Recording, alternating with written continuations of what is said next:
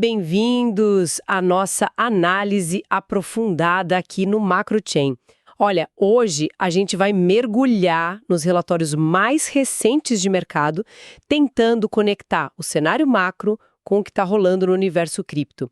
A ideia é destrinchar o que foi mais importante na semana passada e já projetar o que a gente precisa ficar de olho nesta semana que começa hoje, dia 23 de setembro de 2025. Exato. A gente vai usar como base um resumo que saiu e um relatório técnico também, para justamente fazer essa ponte, né?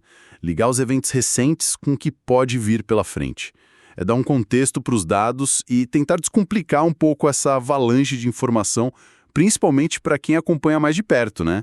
O pessoal de DeFi e tudo mais. Perfeito. Então, vamos começar olhando para trás, para a semana que passou.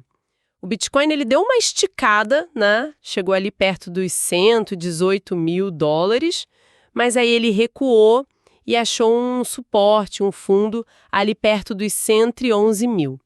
Parece que essa faixa aí chamou comprador, né? Chamou sim. Essa correção ela foi muito consequência daquela alavancagem toda que a gente viu depois da reunião do FOMC, sabe? O Comitê de Juros lá dos Estados Unidos.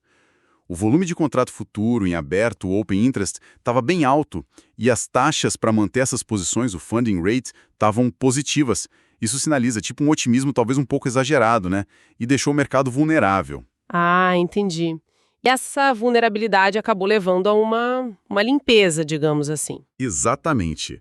Uma liquidação bem expressiva. Foi cerca de 1,7 bilhão de dólares em posições fechadas à força. Isso em 24 horas. Afetou quase 400 mil traders. E o mais impressionante, 1,6 bilhão disso era de gente apostando na alta, os longs. O gatilho parece ter sido a perda de suportes técnicos importantes no Ethereum e até no Dogecoin. Foi um flush clássico mesmo, sabe? Uma limpeza de alavancagem. Entendi. Mas apesar desse susto todo, a estrutura de alta do Bitcoin parece que aguentou firme, né? A queda parou justamente na média móvel de 128 dias, que é um indicador que muita gente olha para medir a tendência, né? Se manter acima é um bom sinal. Isso. E o preço também ficou acima do custo base que estimam para os investidores de curto prazo, ali nos 11.150 dólares, outro sinal de que a tendência principal resistiu. Exato. E tem um evento interessante vindo aí, que vale a pena a gente comentar. A próxima rodada de pagamentos da FTX para os credores começa agora dia 30 de setembro, vão distribuir 1,6 bilhão de dólares. E é importante dizer, isso não é tipo uma nova pressão de venda direta no mercado, porque os ativos da FTX eles já foram vendidos, né? Já viraram caixa. O impacto pode até ser outro. Como assim? Pode ser positivo. Quer dizer, mais dinheiro entrando? Existe essa possibilidade sim. Muitos desses credores da FTX são investidores do próprio ecossistema cripto, então a expectativa é que uma parte dessa grana que vai ser liberada acabe voltando para o mercado. Claro que tem a frustração, né? Porque eles vão receber o valor em dólar lá de novembro de 2022, quando o preço estava baixo, mas na prática é dinheiro que estava parado e volta a circular. Vai ser via BitGo, Kraken, Pioneer. Mas assim, sem garantia de que tudo vai ser reinvestido na hora, né? Mas é um fator. Faz sentido. Agora, mudando um pouco o foco para a economia. A semana passada foi meio dúbia, né? Vendas no varejo vieram fortes, mas aí o FOMC foi lá e cortou os juros em 0,25%.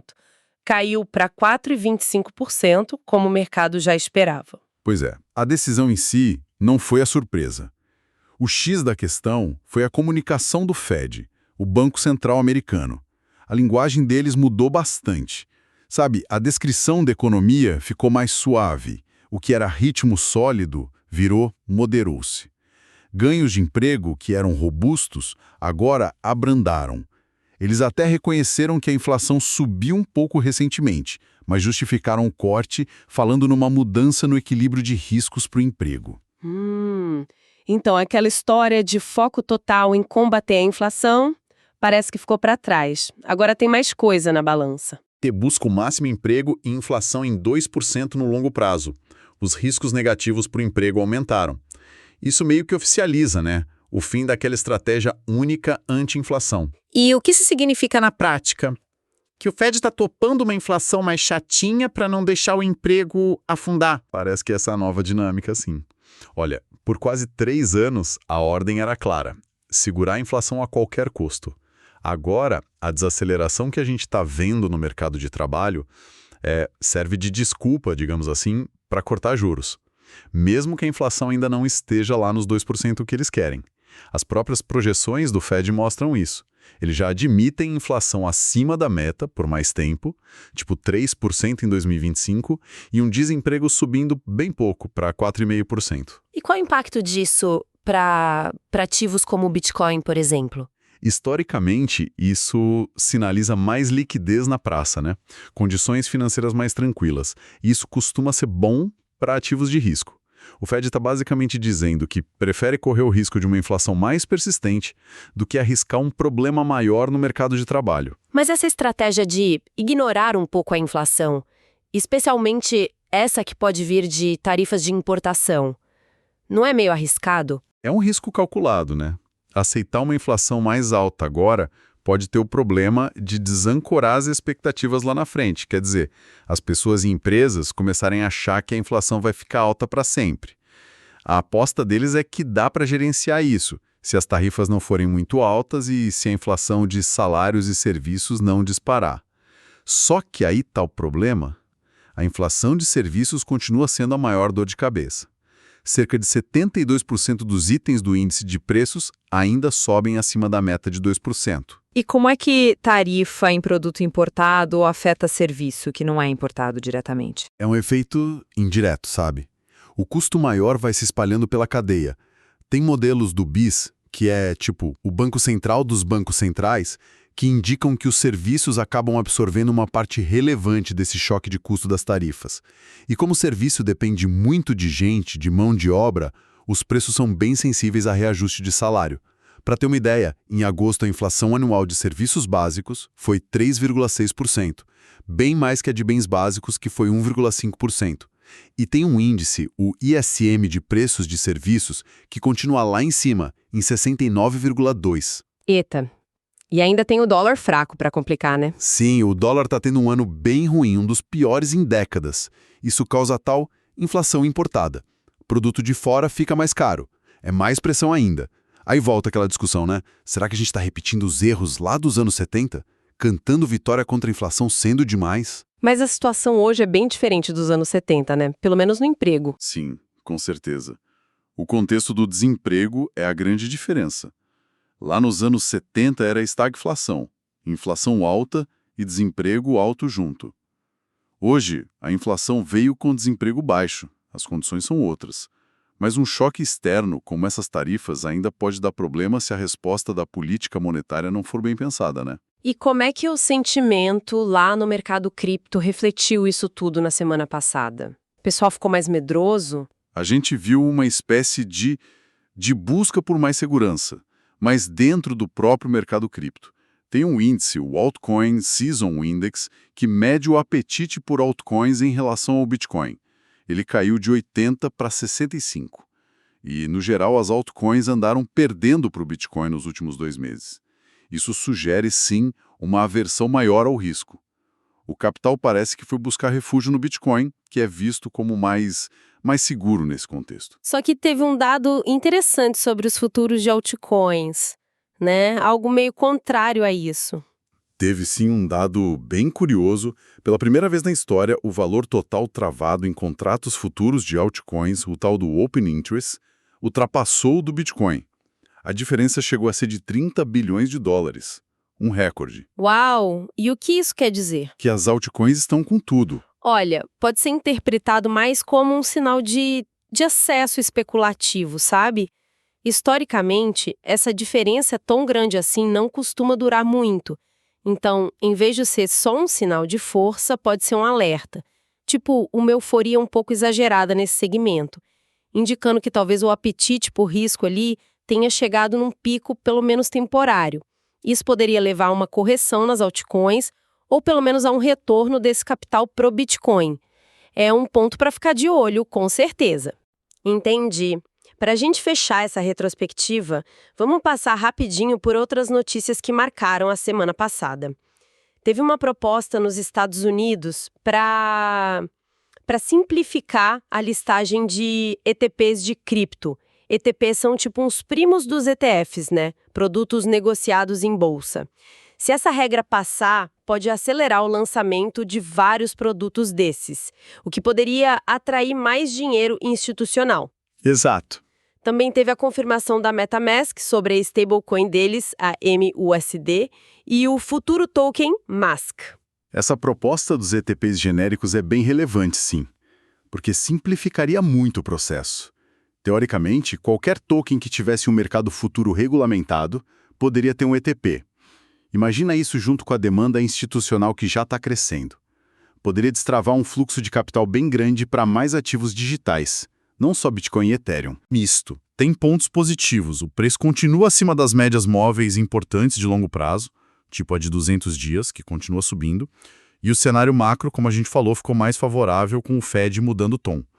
Por outro lado, tem sinais de cautela. O fluxo comprador no mercado à vista, o spot, deu uma esfriada. As taxas de financiamento nos futuros estão mais baixas. E a gente viu um aumento na realização de lucro. E olhando o gráfico mais de longe, a visão de longo prazo. O preço está testando a parte de cima de um canal de alta que já vem, olha, há quase 3 anos. A base desse canal também está subindo, forma tipo um suporte que se move com o tempo. E é interessante que essa estrutura parece coincidir com o aumento da participação institucional, né?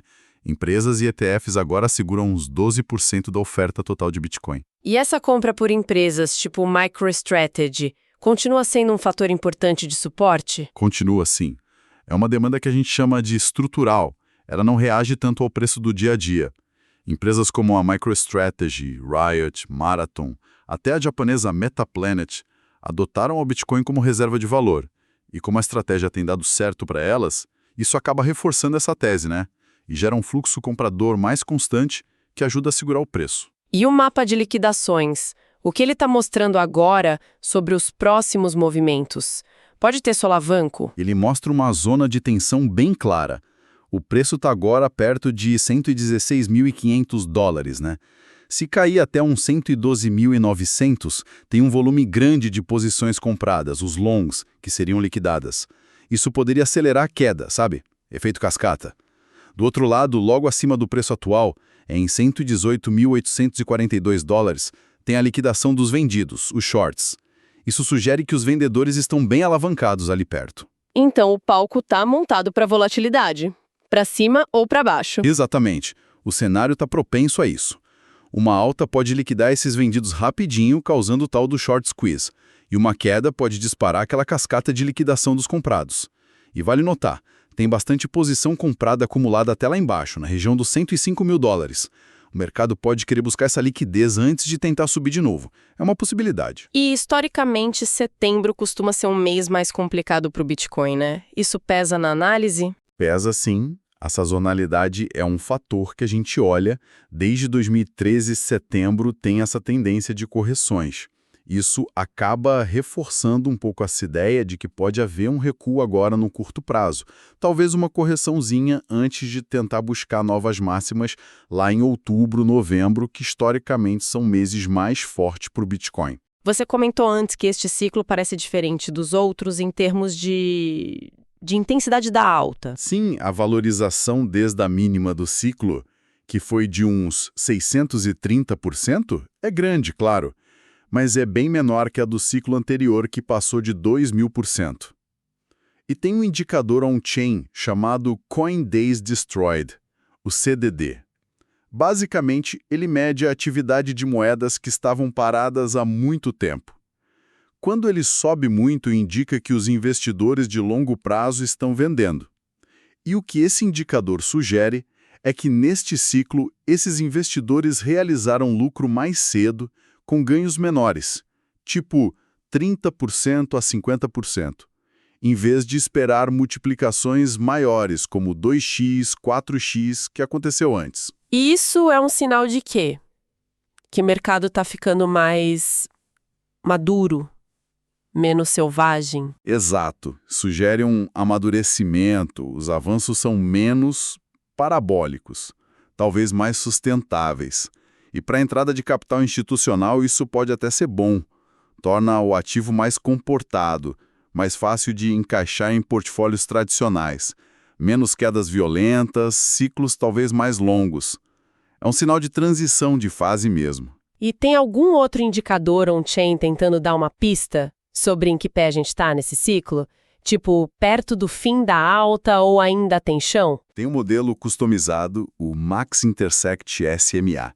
Ele usa cruzamentos de médias móveis e, historicamente, deu alguns sinais perto dos topos de ciclo. Atualmente, esse modelo está lá em $58.170. A metodologia dele sugere que um sinal de exaustão da alta aconteceria perto dos 69 mil, com uma projeção de topo de ciclo lá pelos $140 mil. O fato do preço atual estar se aproximando desse nível de gatilho dos 69 mil sugere que a gente pode estar entrando nas fases finais da alta. E isso aumenta a chance de ter mais volatilidade, mais solavancos no caminho. Entendi. Mas então, apesar dessa cautela de curto prazo, desses sinais de maturação, a perspectiva para os próximos meses, tipo outubro e novembro, ainda parece positiva? Parece sim, principalmente por causa desse alinhamento que a gente está vendo entre o cenário macro, com o Fed mais flexível, os dados on-chain e a própria estrutura técnica do gráfico. E tem um dado on-chain que reforça isso. O saldo de stablecoins nas corretoras está em recorde histórico. São 62,5 bilhões de dólares parados ali. É um volume gigante de capital que está só esperando um gatilho para entrar no mercado. É um verdadeiro poder de fogo represado, pronto para agir. Voltando para o Fed rapidinho, o que a gente pode esperar da próxima reunião deles, lá no fim de outubro, dia 29? Olha, o mercado já está precificando como quase certo, tipo quase 90% de chance de mais um corte de 0,25%. Aquele gráfico de pontos do Fed continua mostrando aquela divisão interna, né? Mais diretores vendo cortes em 2025, o que é bom para o curto prazo, mas um ritmo mais lento depois, em 2026, 2027, o que é mais conservador para o médio prazo. Mas o principal, como a gente falou, é essa mudança de foco do Fed, equilibrando emprego e inflação. Isso sinaliza mais liquidez. Mas teve um diretor do Fed, o Neil Kashkari, que falou numa taxa de juros neutra mais alta, perto de 3,1%. Isso não gera uma incerteza sobre até onde os juros podem realmente cair? Gera uma dúvida sobre o número total de cortes que podem vir, sim. Isso contribui para essa hesitação que a gente vê no mercado agora. Mas a direção da política, que é de afrouxamento, parece ser o mais importante. O próprio Kashkari reconheceu que a economia está desacelerando e que isso justifica agir. Só para deixar bem claro para o pessoal, por que exatamente esses cortes de juros tendem a ajudar o Bitcoin? De forma simples. Basicamente são dois canais. Primeiro, juros menores diminuem o quanto rende um investimento seguro, tipo título do governo americano. Aí, os investidores vão buscar mais retorno em ativos que têm mais risco, mas também mais potencial de subir, como o Bitcoin. Segundo, mais liquidez no sistema financeiro.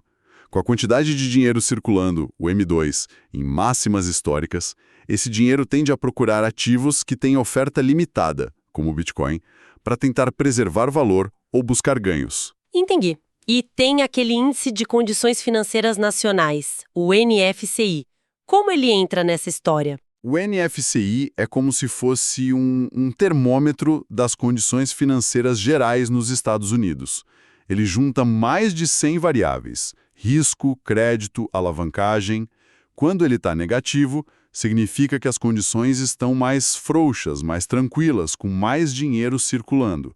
E, historicamente, o Bitcoin tende a subir quando o NFCI cai, ou seja, quando as condições ficam mais frouxas.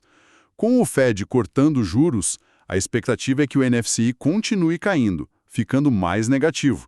E isso seria um sinal positivo para o Bitcoin. Monitorar esse índice ajuda a gente a sentir o pulso da liquidez. E de dados macro importantes para ficar de olho nesta semana, o que você destacaria? O principal é o indicador de inflação PCE, que é o preferido do Fed. Ele sai essa semana. Se vier um pouco acima do que o mercado espera, pode dar uma esfriada nas apostas de cortes de juros muito agressivos. Os pedidos de seguro-desemprego também são importantes. Se continuarem baixos, como tem estado, isso tira um pouco da urgência do Fed para cortar juros mais rápido. Ok. E no calendário cripto? O que tem de relevante para a gente acompanhar esta semana? Vamos começar pelos desbloqueios de tokens, os unlocks. Sim, tem vários unlocks programados que aumentam a oferta do token no mercado e às vezes podem gerar uma pressão de venda, pelo menos pontual. Os que eu destacaria para ficar de olho são: na quarta-feira, dia 24, tem o token NIL, com quase 19 milhões de dólares sendo desbloqueados, é o maior da semana. Na quinta, dia 25, tem o PART com uns 16 milhões e também um volume grande de ALT sendo liberado. E no sábado, dia 27, tem o JUP, da Júpiter, com mais de 25 milhões de dólares. É um valor bem significativo também. É sempre bom observar como o preço desses tokens reage nesses dias, né? Com certeza. E além dos unlocks, tem mais algum evento cripto importante na agenda desta semana ou logo ali na frente? Tem sim. Alguns pontos para anotar. Na quinta, dia 25, tem o lançamento da Mainnet Beta e do token da Plasma, XPL. Na terça que vem, dia 30, a Starknet tem planos de introduzir staking de Bitcoin na rede principal deles. É um desenvolvimento interessante para essa questão de conectar as diferentes blockchains. E olhando um pouco mais para frente, tem o upgrade Fusaka, da rede Ethereum, agendado para 3 de dezembro. Upgrades do Ethereum são sempre eventos grandes para o ecossistema. Perfeito. Então, fazendo um balanço geral, a gente tem um cenário macro que parece estar ficando mais favorável para ativos de risco, né? Com o Fed mudando o tom, liquidez global ainda alta. Só que, ao mesmo tempo, tem uns desafios aí no curto prazo. A parte técnica no gráfico, essa questão da sazonalidade de setembro e a inflação de serviços que continua meio teimosa para cair. Exatamente.